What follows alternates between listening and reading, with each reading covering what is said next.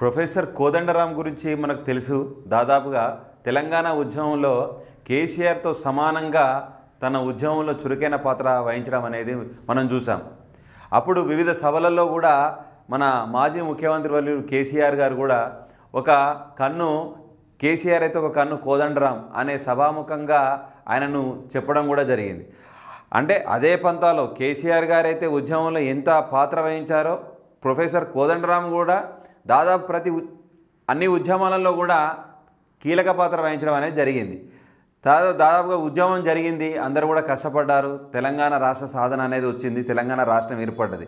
ఏర్పడిన తర్వాత కోదండరాముని ఏమాత్రం కూడా అప్పటి ప్రభుత్వం 10 సంవత్సరాలు పరిపాలించిన తెలంగాణ బీఆర్ఎస్ ప్రభుత్వం మాత్రం ఆయనకు ఎలాంటి గుర్తింపు కానీ ఎలాంటి హోదా కానీ ఇవ్వడం అనేది జరగలేదు. ఎప్పుడైతే ఈ కాంగ్రెస్ పార్టీ అధికారంలోకి వచ్చిందో అప్పుడు ఉద్యమంలో పాల్గొన్న చురుకైన పాత్ర వహించినటువంటి ప్రొఫెసర్ కోదండరాం కూడా దాదాపుగా గవర్నర్ కోటా మీదుగా దాదాపుగా ఎమ్మెల్సీ పదవి అనేది ఇవ్వడం అనేది జరిగింది.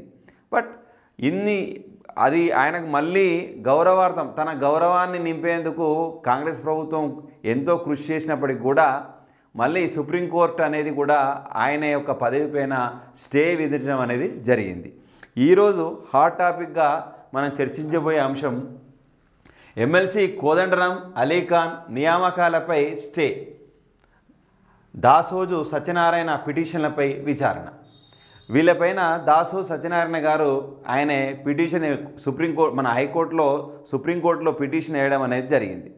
మొత్తానికైతే ఎమ్మెల్సీ పదవి మాత్రం ఇంకా రద్దయితే కాలే, తాత్కాలికంగా మాత్రం స్టే అనేది విధించడం అనేది జరిగింది.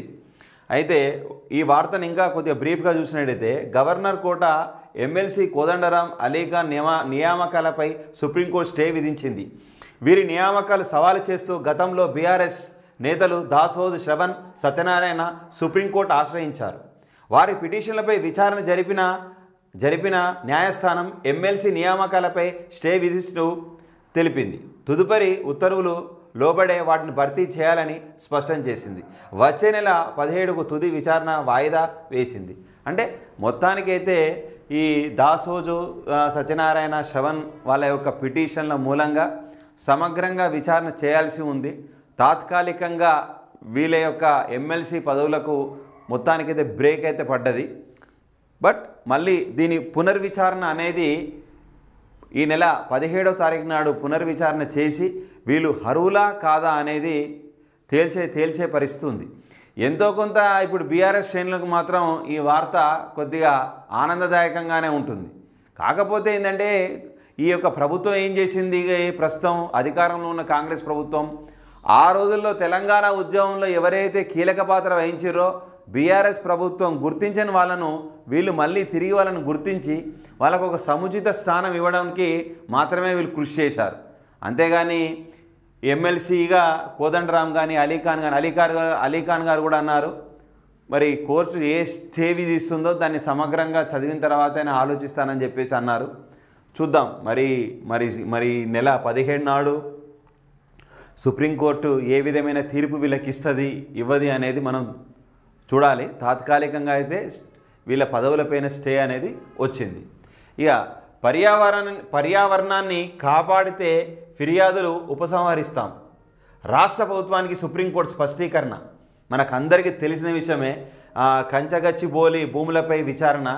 ఇక్కడ ఈ చెట్లను మొత్తం కూడా తీసేసినప్పుడు విద్యార్థి సంఘాలు చాలామంది వ్యతిరేకత అనేది చేయడం అనేది జరిగింది ప్రభుత్వం పైన.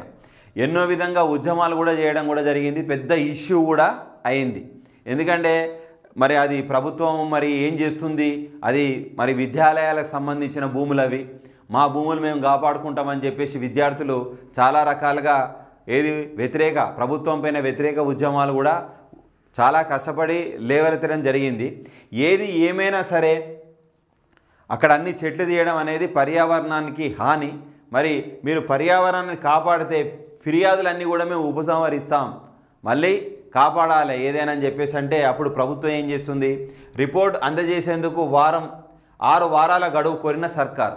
సరే మేము ఆ రిపోర్ట్ ఇస్తాము, కాకపోతే మాకు కొద్దిగా వ్యవధి కావాలి, సుమారుగా ఒక 6 వారాలు అంటే నెల మీద ఒక 15 రోజులు గడువు మాకు కావాలి అని చెప్పేసి ప్రభుత్వం కోరడం అనేది జరిగింది. ఏది ఏమైనా సరే ఈ రెండు కూడా కోర్టు ఆర్డర్ చదివాక మాట్లాడతాం, ఎమ్మెల్సీ అలీఖాన్ ఇట్లా ఇవన్నీ కూడా ప్రస్తుత రాష్ట్రంలో ఇది ఒక హాట్ టాపిక్గా మనం చెప్పుకోవచ్చు.